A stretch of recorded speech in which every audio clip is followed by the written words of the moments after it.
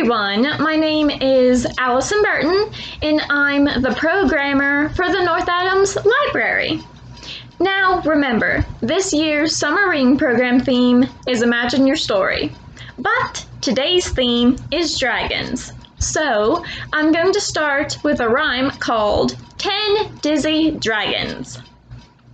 10 dizzy dragons lived long, long ago, in a land filled with magic, where few people can go. The first dragon wore a garland of flowers. The second dragon had strong magic powers. The third dragon flew wildly through the air. The fourth dragon lived in a jewel-filled lair. The fifth dragon liked to blow pretty bubbles. The sixth dragon rescued people in trouble.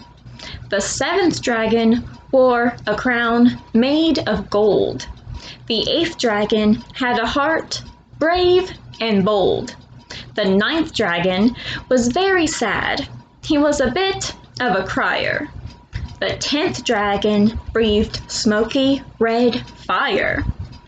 10 dizzy dragons lived long, long ago, in a land filled with magic, where in your dreams you can go. Now, our book for today is How to Be Friends with a Dragon, written and illustrated by Valerie Gorbachev, published by Albert Whitman and Company, copyright 2012. Simon loved dragons. He loved dragon toys. He loved books about dragons and drawing dragons. In fact, he loved everything about dragons.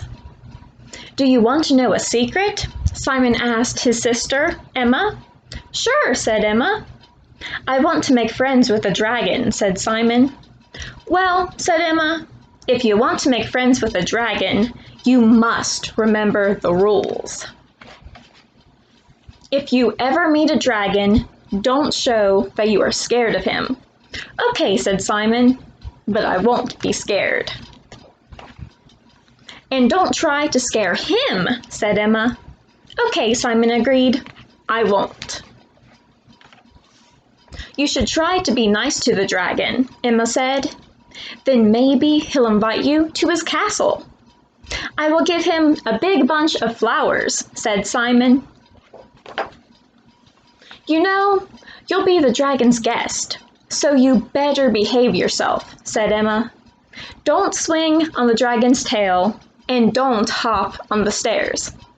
I got it, Simon said.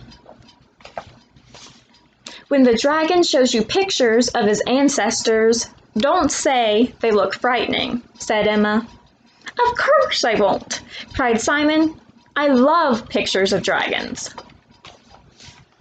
Don't act surprised when the dragon fries a few eggs in his mouth. After all, dragons can breathe fire, said Emma. Okay, said Simon.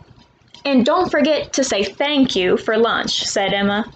I won't forget, said Simon. After lunch, when the dragon takes a nap, you really shouldn't try to wake him up by putting a stick into his nose, said Emma. Why not? Asked Simon.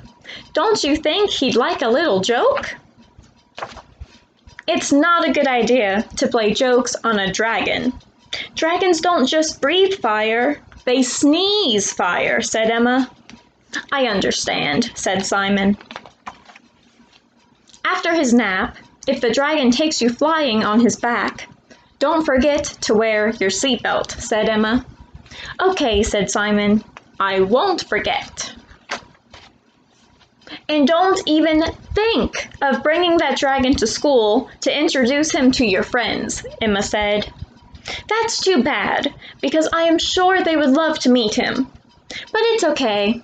I won't, said Simon. I'll just play with the dragon in my room, all by myself. I'm sure he'll love my toys. Oh no, said Emma. And don't you dare bring that dragon to our house. He's way too big to get into your room. But I really want the dragon to say good night to me. I'm sure he will, said Emma, if you follow all the rules. Okay, said Simon, I promise. At least, I'll try. The end.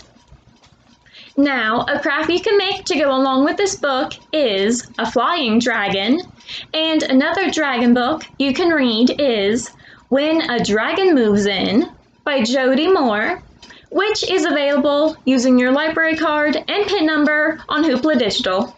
The links to each of these can be found in this video's description. Thank you all for watching, have a great day, and stay healthy!